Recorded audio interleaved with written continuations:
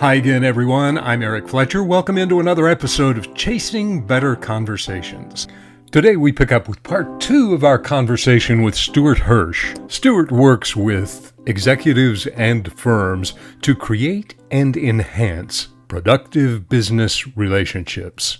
In our last episode, we were just getting started with Stuart. It seems like it is chock full of practical, really insightful information. Catch it in the immediate past episode. But now, let's pick up where we left off with Stuart. I'm curious, this is a bit of a turn. What differences, you characterize your work as working with being a business development and an executive coach. Yeah. What are differences in the way you deal with those two audiences? Well, for the executive coaching, I'm working with general counsel, deputy general counsel, and some other leaders, CEO, and some other leaders in the C-suite. Let's talk about what's similar. Good. That's the easiest way to do it. Yeah. The coaching that I do is either around relationships or around strategy and structural kinds of things. The relationships fit with everybody. I mean, relationships are relationships. We're all people. We're all human. We all need real relationships with real people. And most of the reason that I've seen that there are issues with people's relationships is how they talk with each other and how people interact, like these conversations that you're talking about.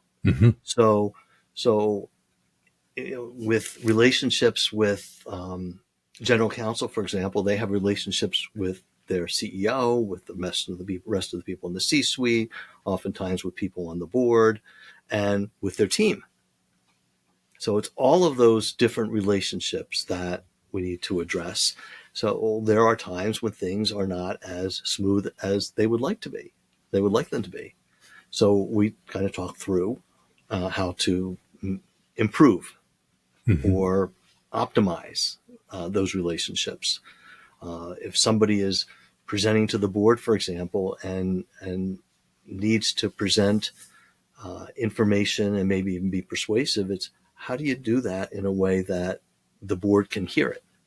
So to do that, you have to understand your board members. You have to understand what's important to them, and make the presentation in a way that fits their needs and addresses their issues. So I did that with one person not so long ago, and same thing with anybody else in the C-suite.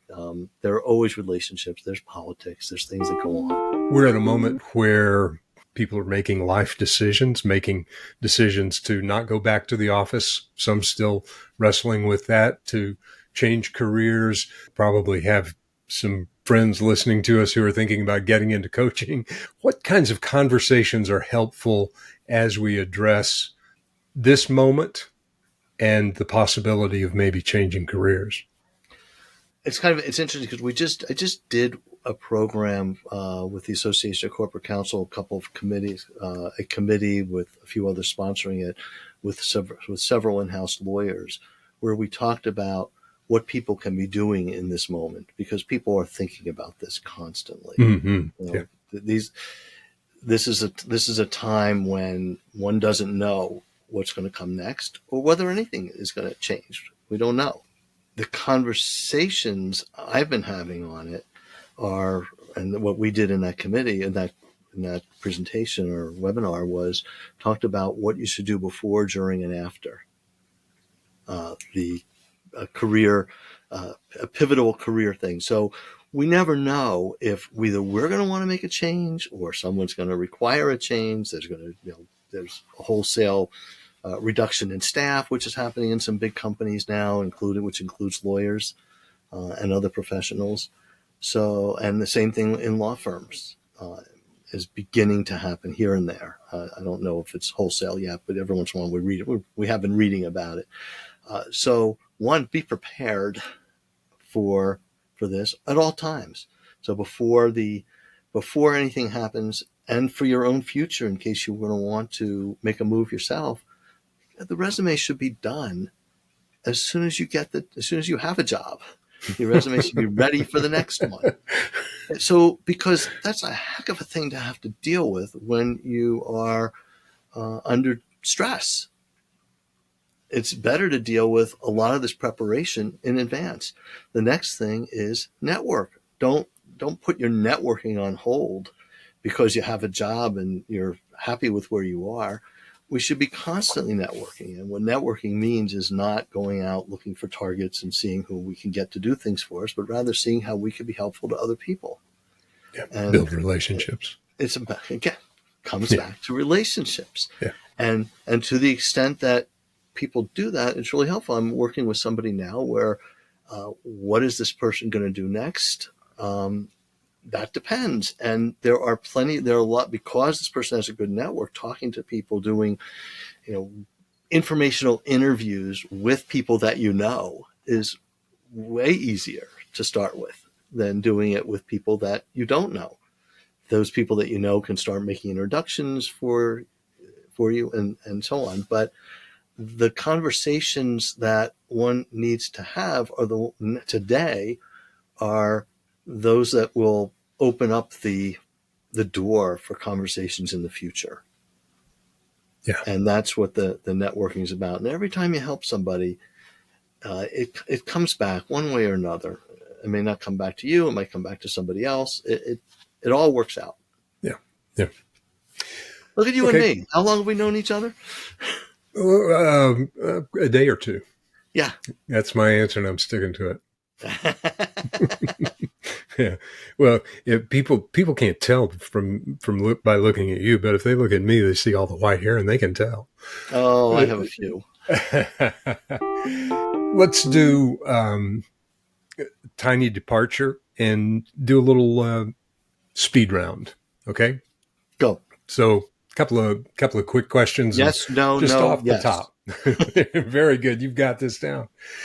If you were going to recommend one book to the broadest audience that you feel like would be helpful and potentially instigate either in their own mind with themselves or give them fodder to instigate great conversations, what book would you recommend? Oh, God, that's impossible. I don't have just one book. I have lots of books. So make it 2 or 3, whatever. So The Trusted Advisor, for sure. Sure. The Trusted Advisor is a fabulous book that I think everybody should read. Mm-hmm. I am Give and Take, really good book. Adam Grant. Mm-hmm. Great. For networking. I'm reading one now, which is called Just Listen. Wow. I'm not trying to give it a yeah. endorsement yet, but I'm reading it and it's really quite good. It just happens to be sitting on my desk. Who's the author? That one is Mark Goulston. Huh. Great. Very, very, very good book about listening. We were talking about listening, so and there's just lots of others. The Charisma Myth is a fabulous book. Executive Presence, for developing that. I've done a bunch of programs on executive presence for the ACC, and it's that has been a really wonderful resource. And lots more. All right, so that was about 5 or 6 answers, and I have many, many more. The Trusted Advisor, I would echo that. And Adam Grant, anything Adam Grant writes is going to be great, but Give and Take is terrific.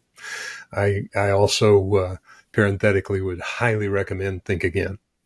Oh yeah, also very good. Yeah, which is really good. Which, by the way, brings us to something which is really interesting. I was having this conversation with a client a couple of days ago, who said, when I am in a particular situation, I think of what you would tell me, or what you would suggest to me, and I do that, and it works. So I told her there's a technique that I learned, which is basically if you can kind of think of somebody that you really do respect and appreciate, and how would that person handle the situation, and you can actually, for lack of a better word, channel that kind of energy or thought process.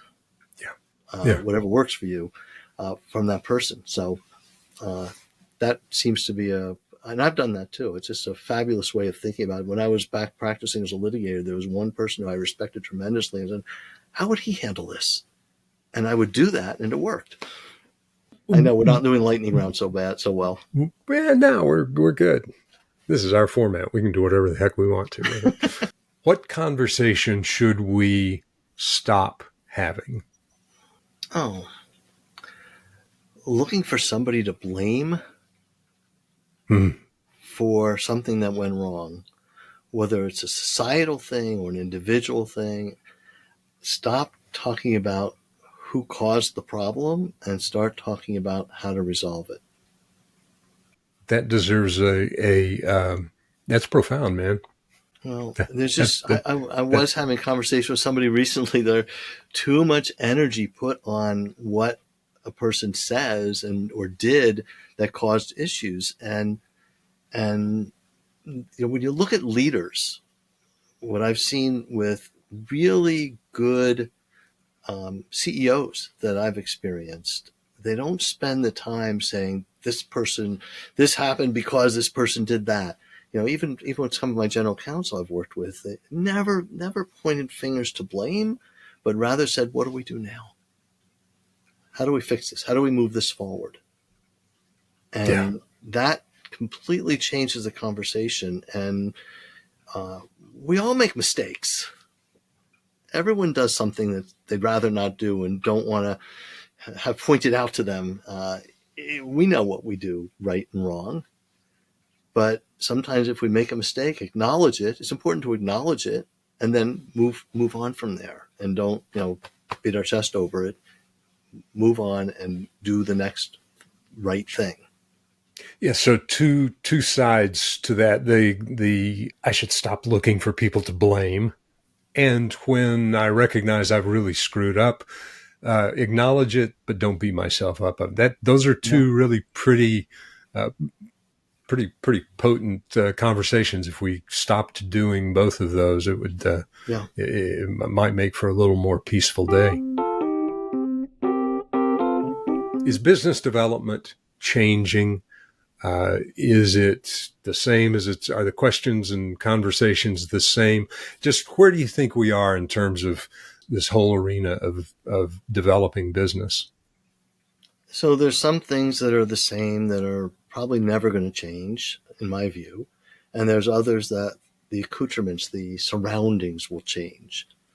So the things that are never going to change is that, in my view, is that people, and we're talking about non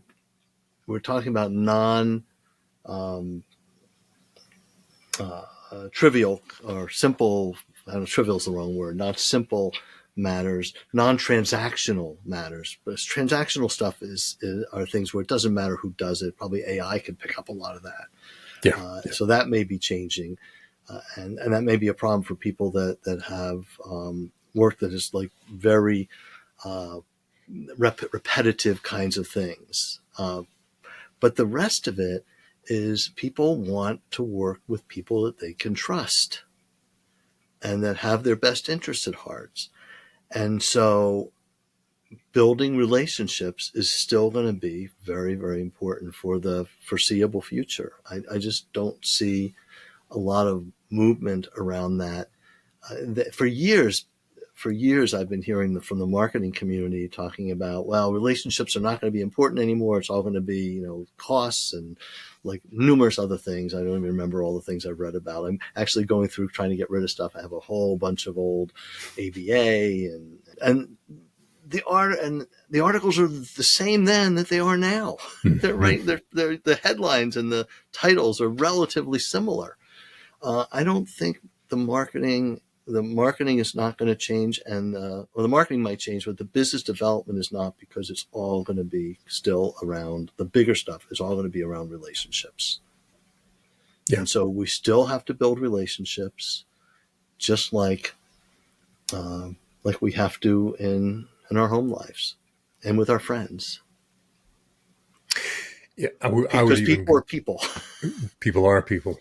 I would go a step beyond that and even say that to the degree, for example, you mentioned AI, to the degree that AI may be imposing its or forcing its way into our daily Yeah. environment, and there's no question that it is, the opportunity is to have human connections, to be a person.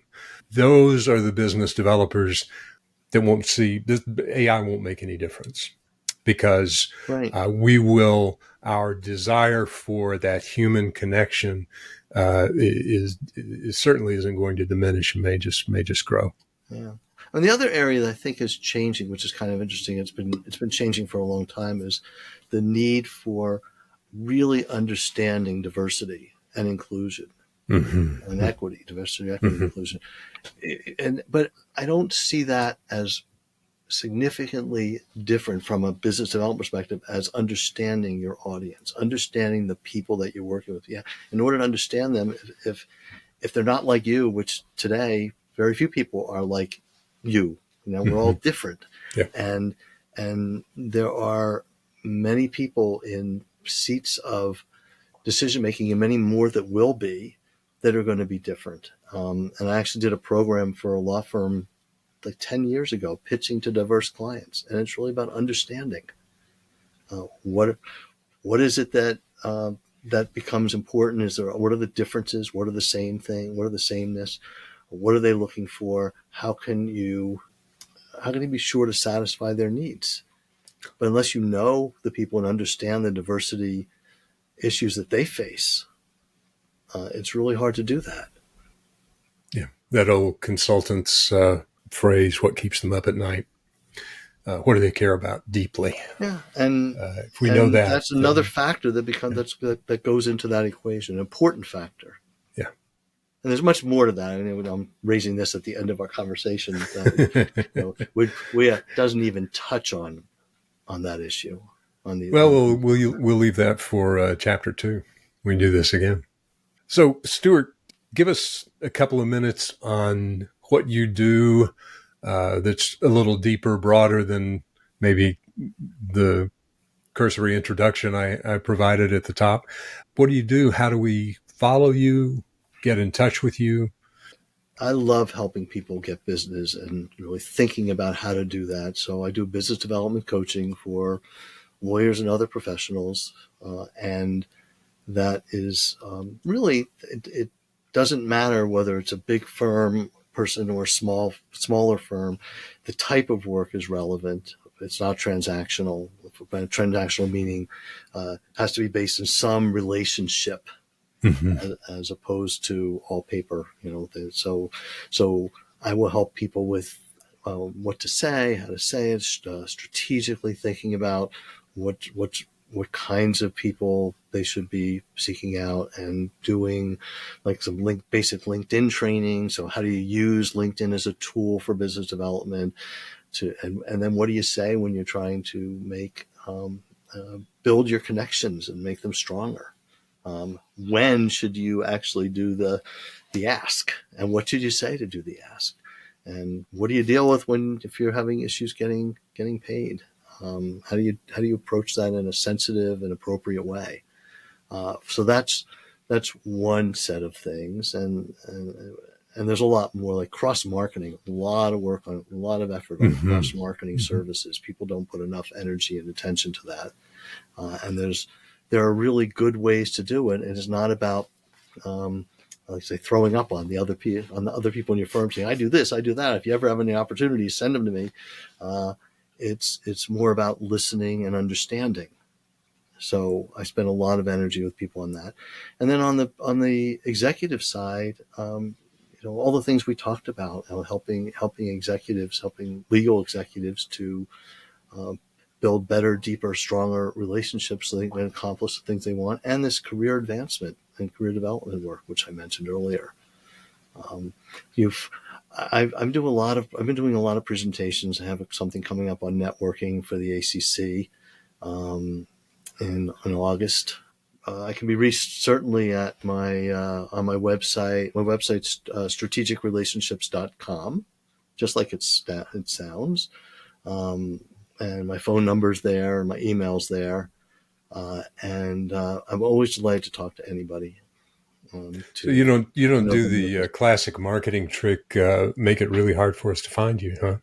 No, in Your fact, phone number's out there. And, yeah. In fact, it's what's really unfortunate about that is that I get these dark web notices that because my they said change your email address every time my email appears. Well, my email appears on the not dark web, so I'm not going to change my email address every time, but it's there. It's available. I'm on.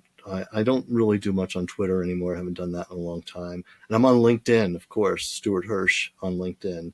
Anyway, and I love talking with people, so I'd like to meet. I always like meeting new people. Great. So thank you. I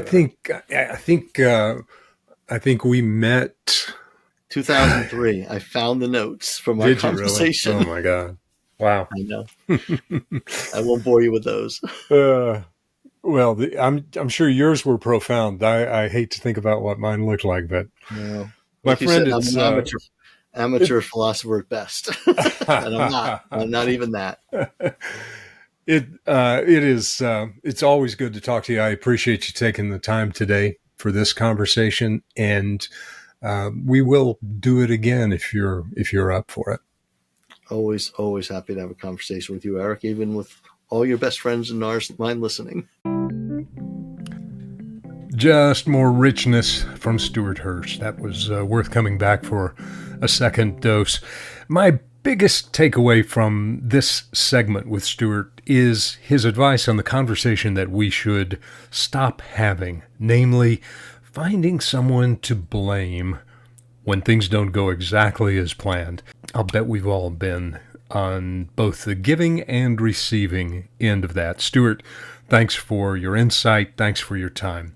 Catch Stuart on LinkedIn or at his website. And if you enjoyed the podcast, I hope you'll consider following, rating, and telling someone you like about it. Until next time, here's to honest, productive, better conversations.